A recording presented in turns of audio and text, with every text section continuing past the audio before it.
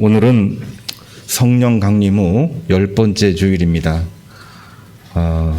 폭염 열대야, 그리고 코로나, 올림픽, 사실 너무 정신이 없습니다. 정신이 없는 중에도 하나님은 성령을 통하여 열매를 맺게 하신다고 하는 그 사실을 기억을 하면서 이 혼란하고 복잡한 때에 마음 빼앗기지 말고 하나님 은혜와 예수님의 사랑과 성령의 충만하심으로 승리하시기를 주님의 이름으로 축복합니다. 복잡하고 힘겨울 때 다들 힘들어합니다만 우리를 더 힘들게 하는 것은 거짓과 위선이라고 하는 이러한 것들입니다. 우리나라도 예외가 아니고 권력기관은 뭐 그럴 수밖에 없다 이런 마음이 들기도 하는데, 지난주 중에 중국의 홍수, 또 일본의 올림픽 중에 코로나 상황을 보면서 TV로 방영되고 있는 여러 뉴스를 들어보면은 조금 화가 나기도 하고 안타깝다는 그런 생각을 참 많이 했습니다. 심지어는 이런 생각까지를 했어요. 사람을 속이는 것을 지혜로 알고 있나, 이런 생각까지 들 정도였습니다. 대홍수죠, 대홍수. 100년 만에 나오는 대홍수. 그렇게 많은 사람이 죽었다고들 다들 하는데 뉴스는 몇 명이라고 중국 관영방송이 보도를 했어요. 일본의 확진자도 10,000명이 넘어가는데 그러한 보도는 하지 않고 올림픽에 관한 것만 보도를 하면서, 야, 이게 뭐 사람들을 속이고 감추는 것이 자기 나라를 위하는 것으로 이해를 하고 있나, 이런 마음이 들 정도로 참 화가 나기도 했고 너무 안타까운 그러한 주간이었습니다. 생각을 한번 해봤어요. 오늘날 우리도 상대방을, 또 세상을 속이는 것을 지혜라고 생각하고 있지는 않은지, 혹시 그렇게 생각하고 있지는 않나요? 이제는 뭐 뉴스를 통해서 다들 사람들이 알고서도 그냥 속아주고 있는 그런 상황이 벌어지다 보니까, 야, 이건 이 사람들에게 뭔가 이게 정확하게 말하지 않으면 안 되는 때가 됐구나, 그런 마음을 금할 수가 없습니다. 그래서 역사를 한번 들여다봤어요. 역사를. 과연 역사에서는 어떻게 그 내용들이 진행이 됐을까? 동서고금을 통틀어서 거짓과 이 위선이라고 하는 것은 이 속된 욕망을 성공신화로 둔갑을 시켜왔더라고요. 거짓과 위선으로 욕망을 성공신화로 막 둔갑을 시켜왔어요. 그래서 잘 되는 것처럼 보였지만 결국에는 순식간에 무너지는 것을 발견하게 되었습니다. 세상을 속이는 것을 지혜로 알고 있다면 그것만큼 위험한 것도 그 어디에 없다고 하는 것을 확인을 하기도 했습니다. 그리고 그 결과는 파멸과 심판이다. 그거를 한번 확인하는 그런 주간이었습니다. 그래서 오늘 본문 말씀을 성서 일과에 따라서 주시는 말씀을 보았는데, 그 말씀이 저에게 들려올 때에는 하나님께서 거짓과 위선을 구별하시고 우리를 다시 회복하시는 하나님의 말씀으로 저에게는 들려왔습니다. 이사야 29장, 하나님 당신에게 속한 자를 거짓으로부터 구별하시는 말씀이고요, 복음으로 회복하시는 말씀을 이사야 29장은 선포하고 있습니다. 마가복음 1장의 말씀은 주님께서 갈릴리 가버나움 회당에서 권위 있게 말씀을 하시며 귀신 들린 사람을 치유하시는 말씀이 나오고 있습니다. 사도행전 8장의 말씀은 빌립 집사님이 성령으로 충만하여 사마리아 성에 복음을 증거하는데 많은 사람들이 믿었지만 그 중에서도 마술사였던 시몬이라고 하는 사람이 예수님 믿고 빌립을 따라갔더라. 이러한 내용입니다. 이 안에 들어있는 내용을 보게 되면은 전부 다 거짓과 위선으로 살아가고 있는 구약시대, 복음시대, 또한 선교시대의 내용을 담고 있는데 하나님은 구별하시기도 하지만 동시에 그들을 회복하시기도 하는 그 말씀을 볼 수가 있었습니다. 첫 번째로 하나님은 거짓과 욕망에서 당신에게 속한 자를 반드시 구별해 내신다고 하는 것을 우리는 꼭 기억을 해야만 되겠습니다. 1914년 오스트리아 헝가리 제국, 갑자기 어려운 얘기 나와서 이게 뭔가 생각이 드는데 한번 잘 들어보시면 이해할 수 있습니다. 오스트리아 헝가리 제국 황태자 프란츠 페르디난트 부부가 세르비아 사라예보에서 살해를 당합니다. 대충 역사를 아시는 분들은 이게 무슨 얘기인지 알 수 있겠습니다만 그 당시의 범인은 당시 세르비아 비밀 결사 단체였던 검은손이라는 단체가 있는데 그 일원이었습니다. 그 이름은 가브릴로 프란치프라고 하는 인물이었습니다.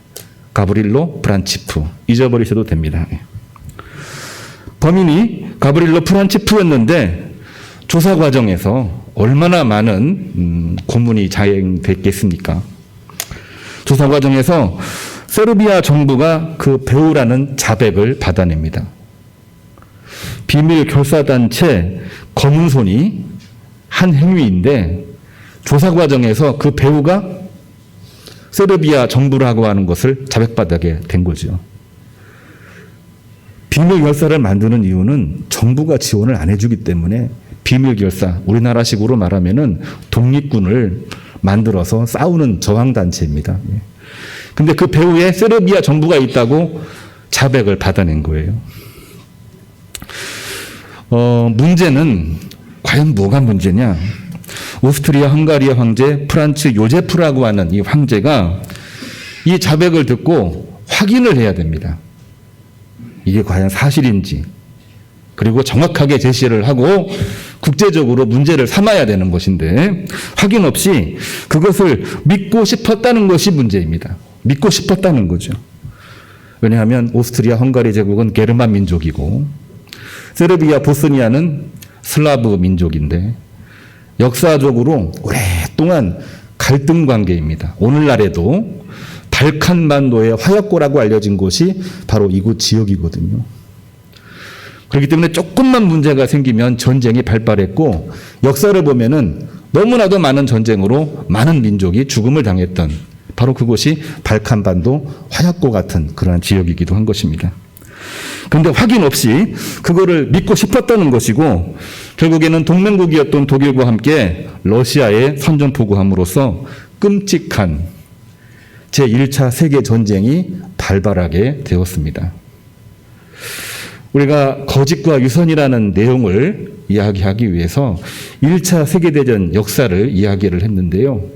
거짓과 위선은 단순히 한 작은 문제로 끝나지 아니하고 온 세계에 수십만 명을 죽게 만드는 끔찍한 1차 세계대전으로 변화되었다고 하는 사실입니다. 얼마나 무서운 이야기인지 우리가 짚고 넘어가야 되는 부분이죠.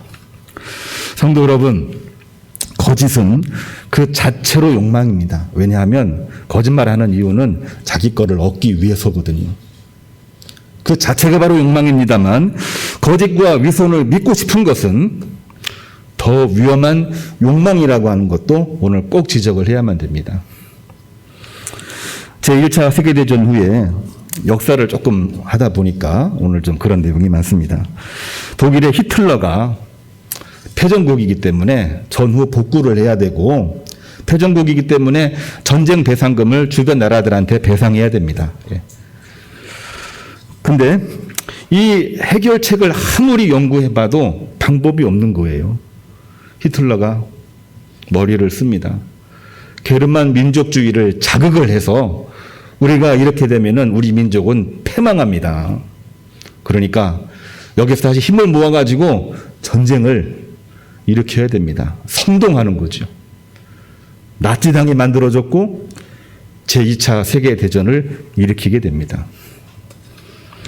근데 문제는 전쟁을 하려면 돈이 필요하니까 얼마나 많은 그 돈이 필요합니까?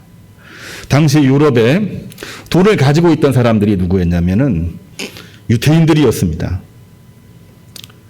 AD 100년 로마 제국으로부터 나라와 땅을 빼앗긴 유태인들이 세계 곳곳으로 다 흩어다니면서 고생했는데 무역업으로 조금 돈을 버는가 했다가 결국에는 이 오스만 제국에 의해서 그 모든 상권도 다 빼앗기고 유태인들은 어디에다가 손을 댔냐면은 대부자본에 손을 대게 됩니다.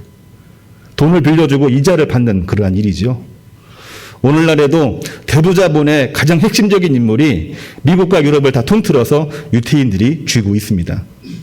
그 당시에도 이 히틀러는 전쟁을 위해서 유대인들에게 돈을 요구했습니다. 유태인들이 돈을 내놓을까요? 안 내놓지요.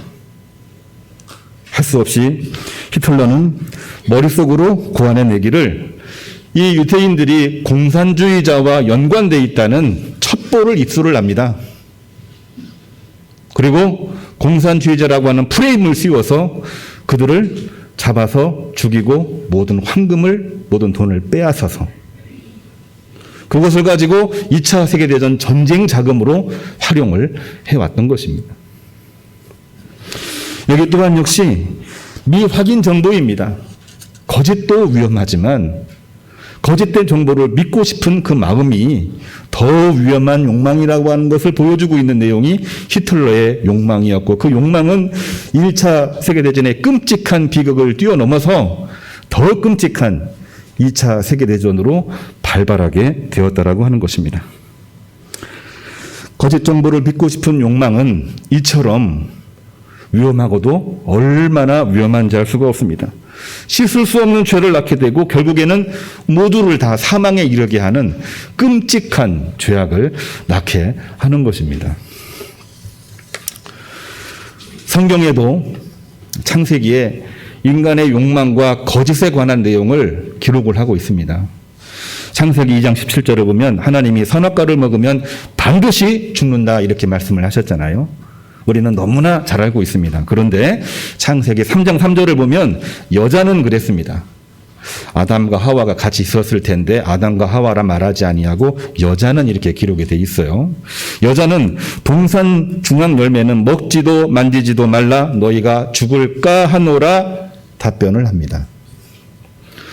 왜 반드시 죽으리라는 하나님의 말씀이 여자에게서는 죽을까 하노라로 바뀌었을까? 반드시 죽는다는 얘기는 하나님 말씀입니다. 계명이고 이건 분명한 말씀인데 죽을까 하노라는 죽을지도 모릅니다. 뱀에게 거짓말을 하고 있는 것입니다. 나는 뱀 당신의 이야기를 듣고 싶은 욕망이 있다는 표현이라고 하는 것이죠. 하나님은 분명히 선악과라는 나무의 이름에 열매를 이야기를 했는데 이 여인은 선악과라고 표현하지 아니하고 동산 중앙 열매로 이름을 바꾸었습니다. 선악을 알게 하는 열매뿐만이 아니라 다른 나무들도 있다. 선악과 먹지 말라고 하는 이야기를 했는데 그 이야기를 흐리멍텅하게 흐려버린 것이죠. 다시 말하면 거짓말을 하게 된 것입니다. 무엇 때문일까? 이것은 이 여자에게 가지고 있는 욕망 때문이고 그 욕망을 그대로 믿고 싶은 아담의 불신앙 때문에 벌어진 일이기도 했습니다. 뱀은 이때를 결코 놓치지 않습니다. 사단 권세, 음부의 권세는 이러한 때를 결코 놓치지 않습니다. 창세기 3장 4절을 보면은 뱀이 말하죠. 너희가 결코 죽지 아니하리라. 하나님은 반드시 죽으리라. 사단 권세는 결코 죽지 아니하리라. 강하게 말을 합니다. 뿐만이 아니라 5절에 가보면은 적극적으로 미혹을 하는데요. 그것을 먹으면 너희의 눈이 밝아져서 너희가 하나님같이 될 것이고 하나님같이 될 것을 하나님이 아시기 때문에 너희들에게 선악과를 먹지 말라고 하신 것이다. 하나님과의 관계를 단절시켜버리는 것이 이 뱀의 목적이었습니다. 이 이야기에서도 우리는 인간의 욕망과 이 욕망을 얻기 위해서 행하는 거짓, 위선이라고 하는 단어를 연결시키지 않을 수가 없는 것입니다. 오늘 우리가 이지은 집사님이 말씀을 봉독했는데 이사야 39장 13절을 보면은 거짓과 위선을 하고 있는 남유다 백성들을 향해서 하나님이 심판의 말씀을 하고 있는 내용입니다. 입으로는 나를 공경하고 있지만 마음은 내게서 떠났도다. 남유다 백성들이 그랬다는 얘기예요. 거짓과 위선입니다. 남유다 말기에 대해서 우리는 역사적으로 여러 번 검토를 했습니다. 두 가지의 큰 정치적인 입장이 있었죠. 종교적인 입장이 있었습니다. 성전주의자들이 있었습니다. 성전주의자들, 말이 좀 어려운데 쉽게 설명을 하면은 이 남유다에는 하나님의 성전, 예루살렘의 성전이 있다. 그 성전 안에는 하나님이 계시기 때문에 이 성전은 결코 함락되지 않을 것이다. 듣기만 해도 아멘 소리 나오는 내용입니다. 그런데 성전에 하나님이 함께 계시기 때문에 남유다는 어떤 민족이 쳐들어와도 결코 함락되지 않을 것이고 남유다는 영원할 것이다. 그렇게 이야기를 하면서 부정부패하고 권력을 남용하고 그리고 사특한 이익을 취하는 일들을 해왔어요. 누가 했느냐? 근본주의자, 성전주의자들이 해왔습니다. 결국에는 시드기야 왕 때 남유다는 완전히 패망하고 예루살렘 성전은 잿더미가 돼버리는 하나님의 심판으로 이어지게 되는 것이죠. 또 한 가지가 있습니다. 성전 근본주의자도 있지만은 당시에 또 다른 이 정치적 입지를 가지고 있던 그룹이 혼합주의자들입니다. 더 정확하게 말하면은 종교 혼합주의자들입니다. 여호와 하나님뿐만이 아니라 다른 강대국들의 신들의 힘도 우리가 빌려야 된다는 얘기죠. 이 나라 이 민족이 어려운 중에 있는데 하나님에 대한 믿음으로 똘똘 뭉쳐서 준비하고 대비해야 되는데 그것보다는 강대국의 힘을 더 의지합니다. 애굽을 의지하고 아수르를 의지하고 어떤 경우에는 바벨론을 의지하는데 사실은 그들이 모두가 다 적대국이고 사실은 그들이 유대 민족을 괴롭혔던 민족들이기도 한 것입니다. 결국에는 하나님에 대한 믿음보다는 강대국과 그들과의 관계 그리고 그들이 섬기고 있는 이방신을 더 의지하게 만들어서 종교 혼합주의가 돼버린 거예요. 예루살렘 성전에 여호와 하나님이 있는데 또 다른 신이 그 안에 들어와 있습니다. 심지어는 예루살렘 성전 안에 다른 이방신의 신상을 보관해 두는 일까지도 했습니다. 정말로 끔찍한 일이죠. 이것을 우리는 거짓에 의한 불신앙이라고 이야기를 합니다. 이 성전주의자들, 성전을 매우 귀하게 여기는 사람들도 위선으로 불신앙으로 했고 성전을 아주 가볍게 여겨서 혼합주의로 만들어버린 그들도 결국에는 거짓과 위선으로 불신앙의 길을 걸었다라고 하는 것입니다. 나라가 망하려면 이렇게 기득권이나 비기득권이나 다 불신앙에 빠진다는 얘기예요. 그래서 결국에는 그것은 극한 대립관계를 이루긴 했는데 거짓과 위선이 공통점이고 공통점은 뭐냐면 모양은 있어요. 다들 열심히 믿는 것처럼 보이고 신앙생활하는 것처럼 보이는데 결국에는 모양은 있지만 경건의 능력을 완전히 잃어버린 성전의 모습이었다라고 하는 것입니다. 그러나 이러한 거짓은 결국 패망으로 이어지게 되고 역사에서는 남유다의 패망, 예루살렘 성전의 잿더미로 결론을 맺고 있는 것. 하나님은 잿더미로 만들어 버리셨어요. 예수님은 이 땅에 오셔서 그러한 성전이라고 한다면은 내가 헐어버리고 사흘 만에 세우시겠다 이렇게 말씀까지 하셨던 분이 예수님이시기도 합니다. 우리는 성경에서 거짓과 위선이라고 하는 단어를 한번 찾아볼 필요가 있습니다. 우리가 나도 모르는 사이에 거짓말할 때가 많고 나도 모르는 사이에 자기를 미화시키면서 위선을 할 때가 적지 않습니다. 그러나 하나님은 분명하게 이것을 지적을 하고 계시고 이것으로부터 구별을 해내신다고 이야기를 하셨어요. 성경에 거짓이라는 단어가 253회 나오고 있습니다. 그만큼 하나님과 멀어지는 이스라엘의 이야기 그리고 모든 성도들의 이야기가 너무나도 많이 기록되어 있는 거죠.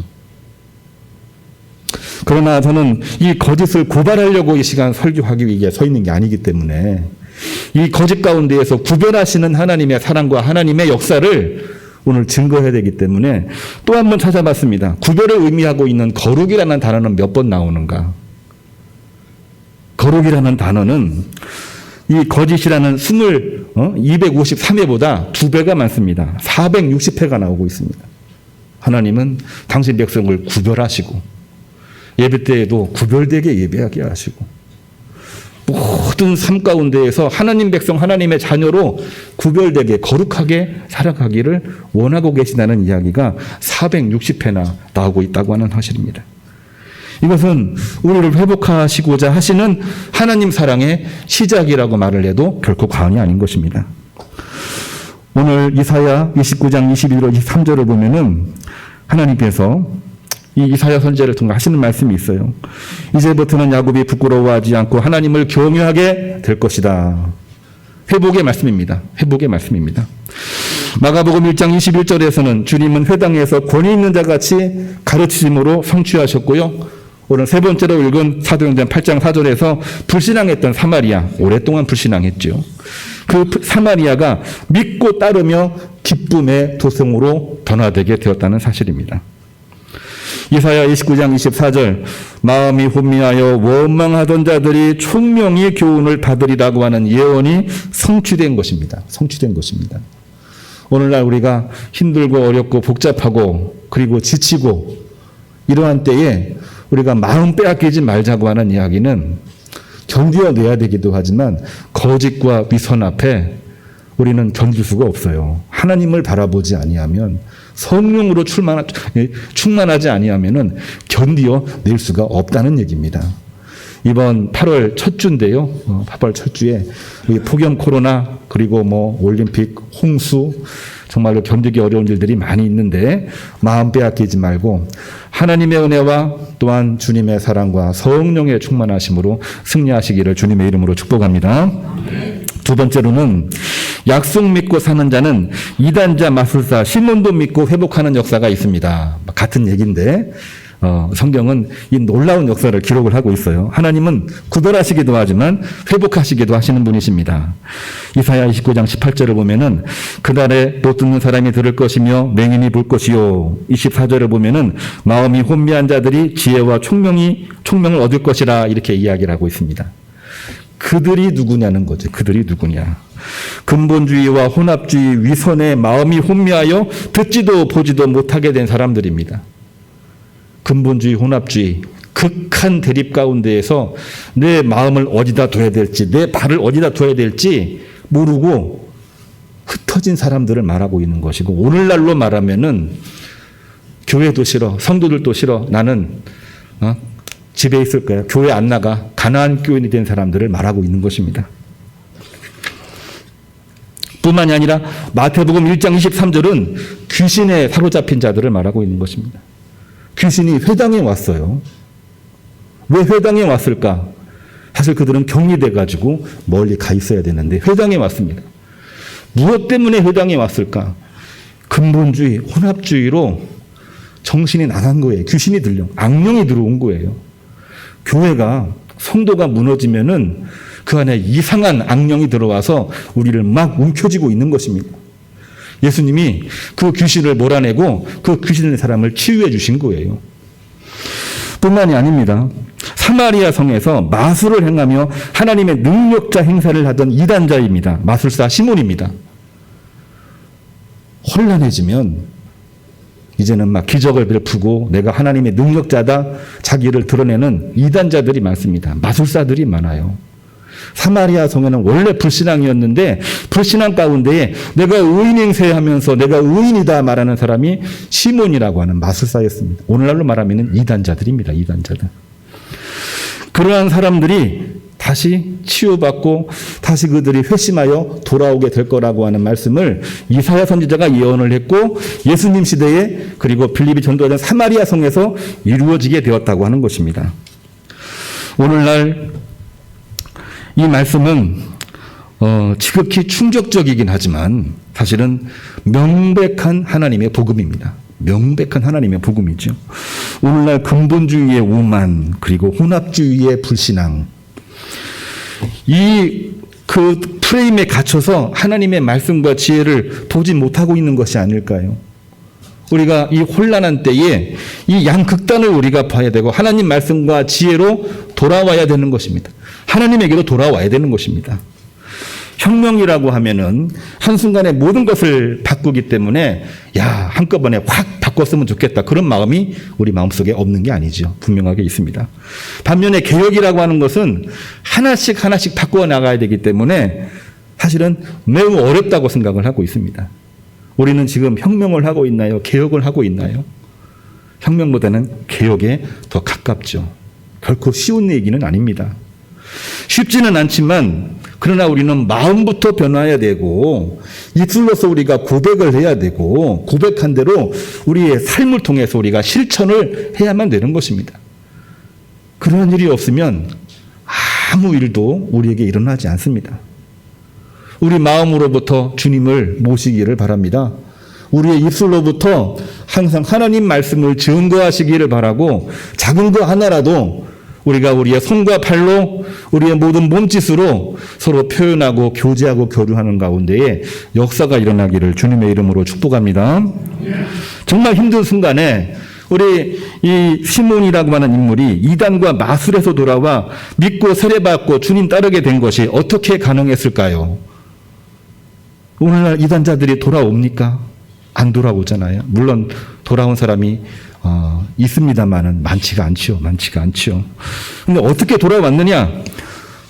물론 헌신적인 믿음으로 돌보고 살피는 가운데 돌아오는 이야기를 우리가 알고 있습니다만 성경은 그 내용을 기록을 하고 있습니다. 우리와 똑같은 성도인데 집사님이죠. 안수 집사님이죠. 빌립 집사님입니다. 우리가 똑같은 성도이지만 빌립 집사님 한 분의 믿음을 통해서 그 역사가 이루어지게 됩니다. 근데 그 믿음이 그냥 믿음이 아니고요. 성령과 지혜로 충만한 믿음입니다. 내가 해봤자 무슨 소용이 있겠는가, 이런 마음들을 우리가 종종 가지게 되는데 사마리아 성은 온통 불신앙입니다. 거기다가 복음을 전해봤자 어느 누구도 믿지 않을 거라고 얘기를 했고 따라오지 않을 거라고 이야기를 했는데 베드로와 요한이 가서 해보니까 그들도 성령 받고 회개하고 돌아왔거든요. 빌립도 그곳에 가서 복음을 전하는데 많은 사람들이 믿고 따라왔고 사마리아 성이 기쁨의 도성으로 변했습니다. 그 당시 이단 행세를 하고 있었던 이 이단자 마술사 시몬이라고 하는 사람도 자칭 큰 자라 했고 하나님의 능력을 행하는 사람이라고 사람들로부터 칭송받았는데 성령 충만한 빌립 집사가 가서 본을 보이고 크리스찬의 본분을 당할 때에 중요합니다. 이 시몬이라는 마술사 이단자도 예수 믿고 돌아와서 세례받고 주님을 따랐다는 이야기가 오늘 사도행전 맨 마지막 부분에 나와 있는 말씀이 되는 것입니다. 더 중요한 것이 있습니다. 이 빌립 집사님이 어떤 상황에서 사마리아로 갔는가가 중요합니다. 빌립 집사님은 사실은 지난주에도 말씀을 나눴습니다만 성령과 지혜로 충만한 7 중에 한 명입니다. 그들은 예루살렘에서 복음을 전했고 또한 큰 일을 행했지만은 예루살렘에 박해가 있고 핍박이 있어서 모두 다 흩어지게 되었습니다. 순식간에 쫓겨나는 신세가 돼버리는 거죠.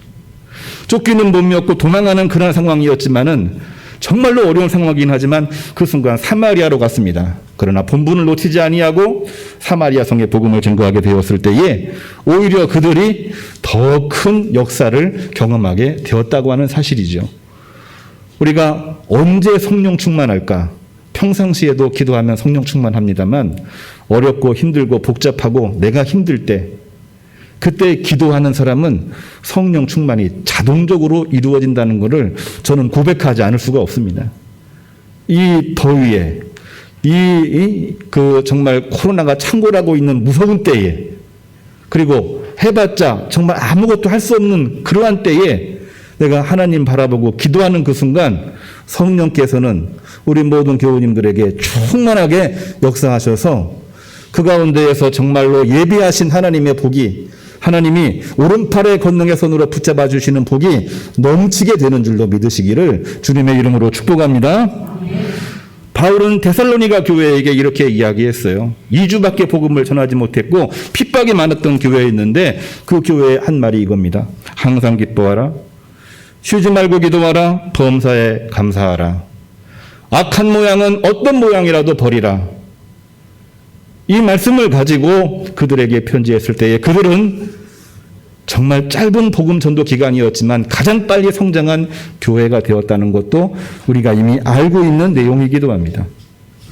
시편 17편 7절을 보게 되면은 그 어렵고 힘들 때에 주님께 피하는 자는 치는 자의 손에서, 그러니까 핍박하고 압박하는 자의 손에서 구원하시는 주님, 기이한 사랑을 나타내소서. 시편 기자는 그런 기도를 하면서 견디어 왔다는 거죠. 누굽니까?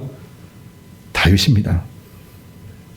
오늘날 우리가 정말 이 한 주간 사실 가장 쉽지 않은 그러한 주간인데요. 오늘 이 말씀이 우리에게 힘이 되고 오늘 말씀 제목으로 돌아옵니다. 그 힘든 중에 시몬도 믿고 세례받고 따르더라. 이 말씀 꼭 가져가시기를 바랍니다. 예. 역사는 가장 힘들 때에 벌어진다고 하는 사실을 기억을 하고 시몬도 믿고 세례받고 따르더라. 이러한 일들이 우리 교원님들 가정, 일터, 모든 삶 속에서 이루어지기를 주님의 이름으로 축복합니다. 주님 참으로 감사를 드립니다. 오늘 또 주 앞에 나와 말씀 듣고 기도하게 하시고 시몬도 믿고 세례받고 따르더라. 이 말씀을 간직하고 돌아가게 하시니 감사를 드립니다.